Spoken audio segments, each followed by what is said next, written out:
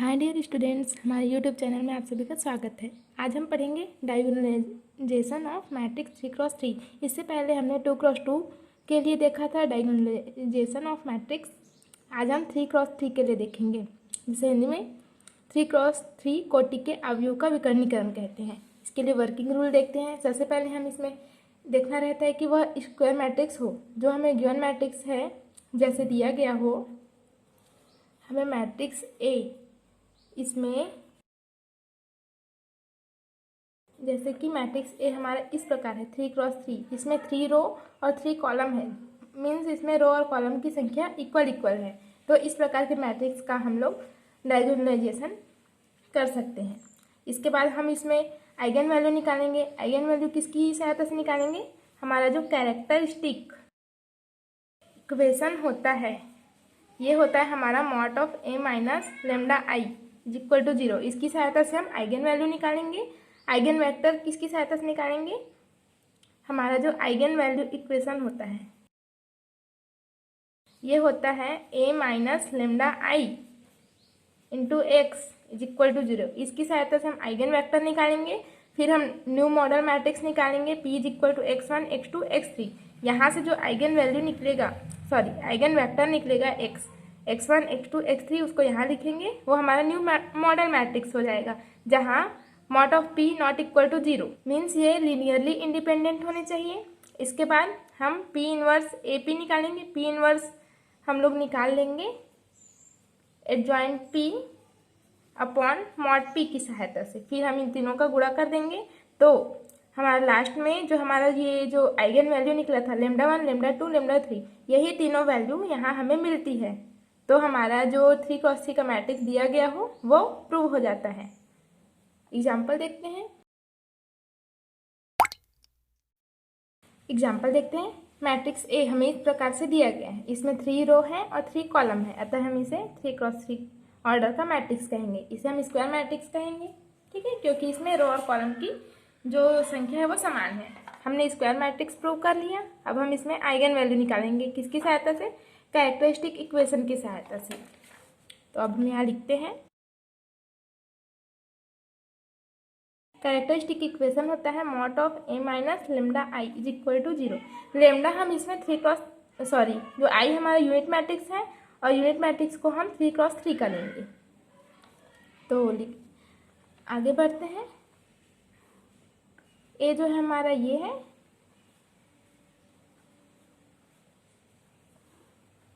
Minus lambda. आई जो है हम 3×3 का लेंगे।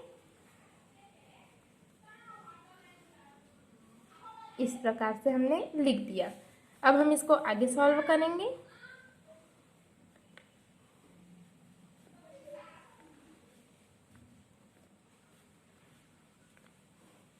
इसमें लेमडा का मल्टीप्लाई इसके प्रत्येक एलिमेंट के साथ कर देंगे। तो लेमडा का गुणा अगर 0 के साथ किया जाए तो ये 0 0 मिलेगा।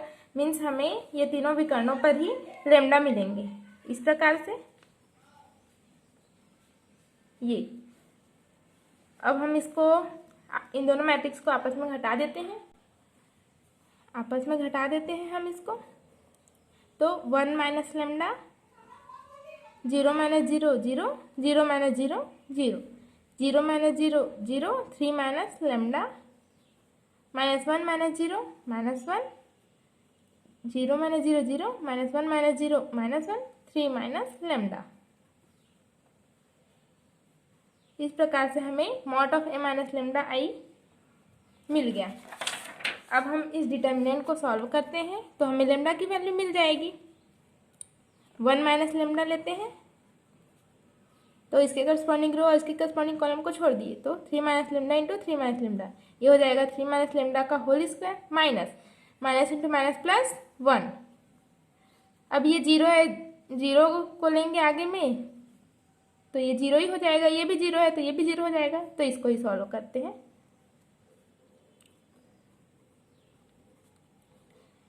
ए माइनस बी का होल स्क्वायर, ये वाले सूत्र से हल करते हैं इसको। ए माइनस बी का whole square is equal to A square plus B square minus 2ab, ये होता है हमारा। तो ए स्क्वायर मीन्स 3 का square 9, B square means lambda का square minus 2ab, 2 into 3 6 lambda minus 1।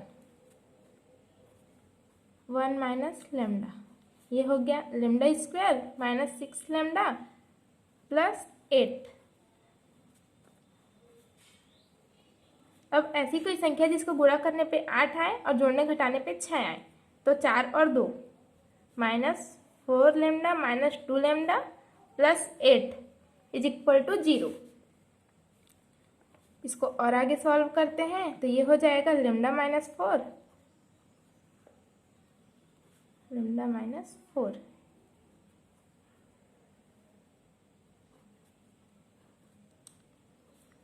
हम इसको लिख सकते हैं लेमडा माइनस 2 और lambda minus 4 is equal to 0। तो हमारा आ जाएगा लेमडा की वैल्यू 1 2 4। तो इस प्रकार से हमने आइगन वैल्यू निकाल लिया, जहाँ lambda is equal to 1 to 4। Means हम लोग बोल सकते हैं lambda 1 is equal to 1, lambda 2 is equal to 2 and lambda 3 is equal to 4। अब हम क्या करेंगे, वर्किंग रूल देखते हैं। आइगन वैल्यू निकाल दिया हमने कैरेक्टरिस्टिक इक्वेशन की सहायता से। अब हम आइगन वेक्टर निकालेंगे आइगन वैल्यू इक्वेशन की सहायता से। ठीक है, तो आगे देखते हैं। आइगन वैल्यू इक्वेशन जो होता है हमारा होता है a minus lambda I into x is equal to 0। अब हमारा a माइनस लेमडा आई क्या है, हमने देखा था कैरेक्टरिस्टिक इक्वेशन में a minus lambda I, lambda को इससे मल्टीप्लाई किया फिर इन दोनों को घटाया तो हमें ये मिला था। तो हम इसको a माइनस लेमडा आई लिख देंगे। 1 माइनस लेमडा 0 0 0 3 माइनस लेमडा -1 और हो गया 0 माइनस 1 3 माइनस लेमडा। एक्स को हम लोग x1 x2 x3 लेते हैं इज इक्वल टू 0। इसको हम इक्वेशन फर्स्ट नेम दे देते हैं। अब इसी लेमडा में हम लेमडा इज इक्वल टू 1 रखेंगे, फिर आइगन वेक्टर निकालेंगे, लेमडा इज इक्वल टू 2 रखेंगे, फिर आइगन वेक्टर निकालेंगे, लेमडा इज इक्वल टू 4 रखेंगे, फिर आइगन वेक्टर निकालेंगे। तो आगे देखते हैं। अब हम इस इक्वेशन फर्स्ट में लेमडा की वैल्यू 1 रखते हैं। सबसे पहले हमारी जो लेमडा की वैल्यू आई थी वो आई थी 1 2 4। तो सबसे पहले हम 1 रखेंगे इक्वेशन फर्स्ट में। Put lambda is equal to 1 in equation first. 1 minus 1 0, ये 0, 3 minus 1 2, 3 minus 1 2, x1 x2 x3 is equal to 0। इसमें फर्स्ट रो जो है हमारा 0 0 है, इन दोनों को हम समीकरण के रूप में लिख लेते हैं। 0x1 plus 2x2 minus x3 is equal to 0। 0x1 minus x2 plus 2x3 is equal to 0। इसको हम वज्र गुणनखंड विधि से हल करते हैं। x1 x2 x3, x1 के लिए इसको छुपाते हैं, 2 2 जा 4, 4 माइनस 1 तो हो जाएगा ये 4 माइनस 1। x2 के लिए 0 और 0 तो ये हो गया 0। x3 के लिए इसको 0 से मल्टीप्लाई करेंगे माइनस इसको 0 से तो ये 0 हो गया। ये हो जाएगा हमारा x1 upon 3, x2 upon 0, x3 upon 0। इसको हम 3 से ऊपर में 3 से गुणा कर देते हैं तो ये हो जाएगा x1 is equal to 1, x2 is upon 0, x3 upon 0।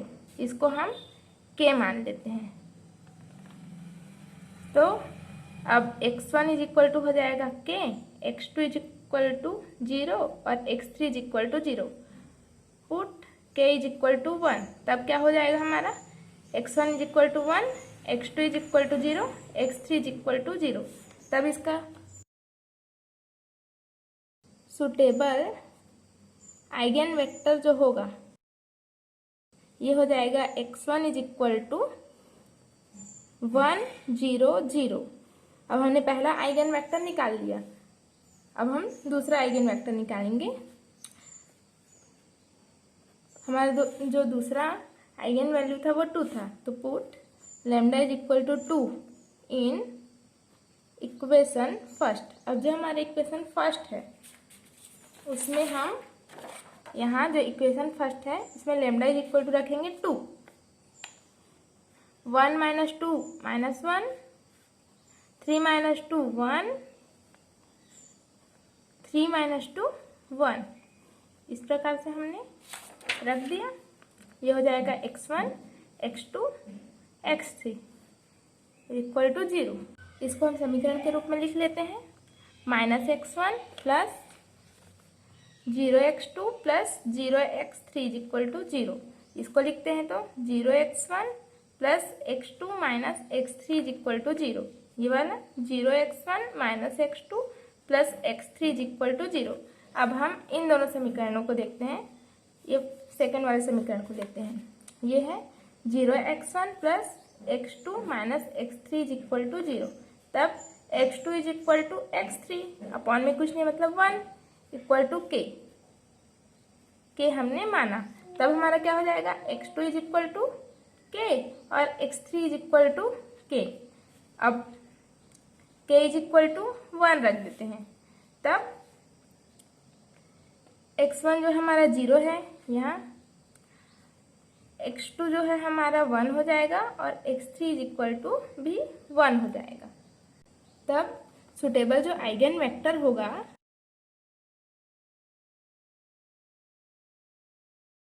x2 is equal to हो जाएगा, x1 बराबर 0 है और ये 1 ये 1। अब हमें सुटेबल आइगन वेक्टर मिल गया x2। अब x3 निकालेंगे। उसके लिए हम लेमडा इज इक्वल टू जो 4 आया था, लेमडा 3 इज इक्वल टू 4, उसको इक्वेशन फर्स्ट में रखेंगे। यहाँ 1 minus 4 is equal to -3, 3 minus 4 -1, 3 minus 4 -1। इस प्रकार से हमने इसे लिख दिया। अब हम इसे समीकरण के रूप में लिखते हैं, -3x1 ये 0 हो जाएगा, ये भी 0 हो जाएगा, इज इक्वल टू 0 लिख देते हैं। इसको लिखते हैं तो ये x1 के साथ 0 तो -x2 minus x3 is equal to 0। ये थर्ड वाला इक्वेशन भी वही है, -x2 minus x3 is equal to 0। तो ये जो है हमारा यहाँ से मिल जाएगा x1 इज इक्वल टू 0। और यहाँ हम लोग देखते हैं, यहाँ देखते हैं -x2 is equal to x3 आएगा यहाँ से। तब इसको हम लिख सकते हैं x2 upon -1 is equal to x3 upon +1 is equal to k। तब हम इसको लिख सकते हैं x2 is equal to -k, x3 is equal to k। अब अगर k इज इक्वल टू हम 1 रखेंगे तब x2 इज इक्वल टू -1 और x3 इज इक्वल टू +1 मिलेगा। तब हमारा जो सुटेबल आइगन वेक्टर होगा x3, ये हो जाएगा x1 की वैल्यू 0, x2 की वैल्यू -1 और x3 की वैल्यू +1। ये हमने तीनों आइगन वेक्टर निकाल लिए।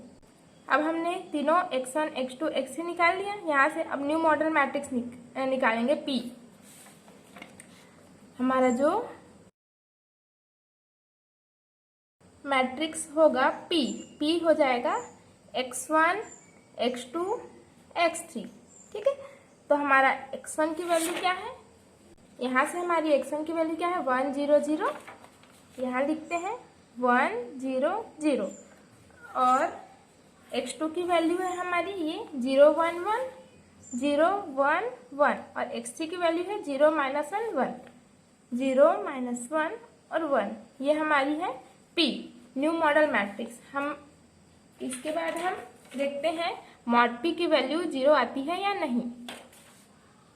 मॉड P को सॉल्व करते हैं। यहाँ 1 को लेते हैं, इसके करस्पॉन्डिंग रो और कॉलम को छोड़ देंगे। 1 इंटू 1 1 माइनस 1 इंटू -1 होगा और माइनस इंटू माइनस +1। अब 0 को लेंगे तो 0 के साथ गुणा करेंगे 0 ही हो जाएगा और ये भी 0 के साथ गुणा करेंगे तो 0 ही होगा। तो क्या हो गया 1 इंटू ये 1 + 1 2 मीन्स मॉड P की वैल्यू जो आई हमारी 2 आई, जो नॉट इक्वल टू 0 है। मतलब हम इसका इन्वर्स निकाल सकते हैं, ये लीनियरली इंडिपेंडेंट है। अब हम क्या करेंगे, P निकाल लिया हमने, mod P not equal to 0 भी मिल गया। अब हम P इन्वर्स ए P निकालेंगे। P इन्वर्स कैसे निकालेंगे, adjoint P upon mod P। Adjoint P निकालने के लिए पहले कोफैक्टर्स निकालना पड़ेगा, उसका हम ट्रांसपोज निकालेंगे। तो कोफैक्टर्स निकालते हैं P का। अब हम कोफैक्टर्स निकालेंगे मैट्रिक्स पी के प्रत्येक एलिमेंट का। A11 के लिए लेते हैं, ये इसके करस्पॉन्डिंग रो और इसके करस्पॉन्डिंग कॉलम को छोड़ दिए। 1 इंटू 1 1 माइनस माइनस प्लस, तो 1 + 1 2, तो ये हो जाएगा 2। A12 के लिए निकालते हैं तो 0 0, तो ये हो जाएगा 0। A13 के लिए तो ये 0 0, तो ये हो जाएगा 0। A21 के लिए देखते हैं ये वाला, तो 1 इंटू 0 1 इंटू 0, ये हो गया 0। 22 के लिए देखते हैं 1 इंटू 1, तो ये हो जाएगा 1। 23 के लिए 1 इंटू 1, ये हो गया हमारा -1 क्योंकि ये पावर 5 है। A31 के लिए देखते हैं तो ये 0 हो गया। 32 के लिए -1, ये हो जाएगा +1 क्योंकि ये विषम संख्या और ये माइनस, तो माइनस इंटू माइनस प्लस हो गया। A33 के लिए तो 1 इंटू 1 हो जाएगा 1। अब हम इसको व्यवस्थित रूप में लिख देते हैं AIJ के रूप में। ये हो गया कोफैक्टर्स, तो 1 1 1 2 1 3, इस प्रकार से 2 0 0 0 1 -1 0 1 1। अब हम इसका एडजॉइंट निकालेंगे, तो एडजॉइंट निकालने के लिए क्या करेंगे, एडजॉइंट P निकालेंगे। तो ये जो AIJ हमने निकाला है इसका ट्रांसपोज निकालेंगे। ट्रांसपोज कैसे निकालते हैं, जो रो में एलिमेंट्स हैं उसको कॉलम में कर देंगे। ये फर्स्ट रो है उसको फर्स्ट कॉलम में लिखते हैं, जो सेकेंड रो में है उसको सेकेंड कॉलम में, थर्ड रो है उसको थर्ड कॉलम में। इस प्रकार से हमने लिख दिया। अब हम P इनवर्स निकालेंगे, तो जो हमारा फॉर्मूला होता है P इनवर्स का वो होगा adjoint P upon mod P, या फिर 1 upon mod P adjoint P। तो जो हमारा मॉड P का वैल्यू वो था हमारा 2, तो इसको लिख देते हैं 1 अपॉन 2।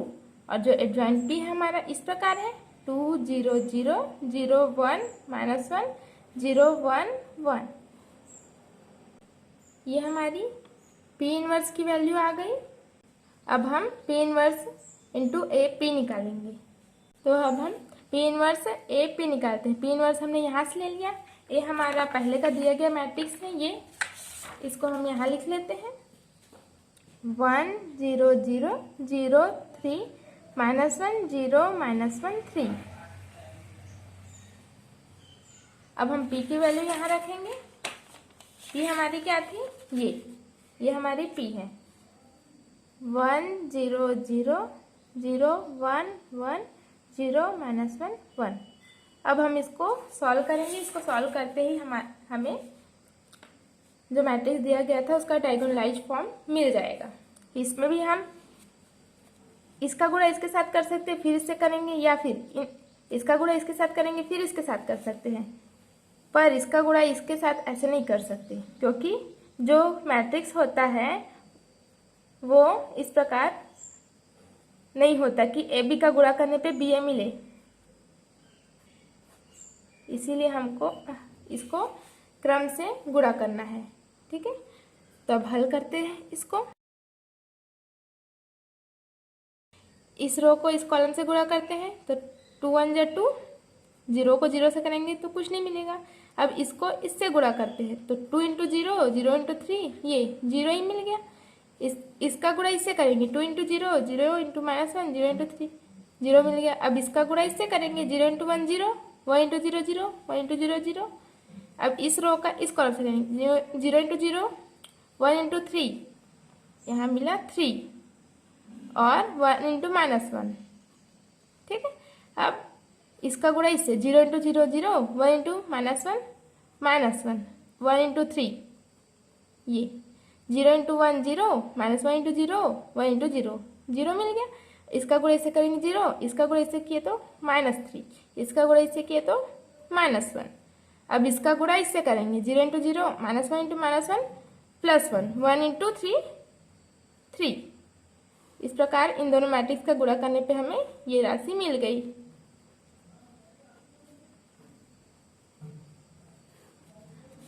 अब हम इसको आगे सॉल्व करते हैं, तो ये मिलेगी 2 0 0 0 2 -4 0 2 4।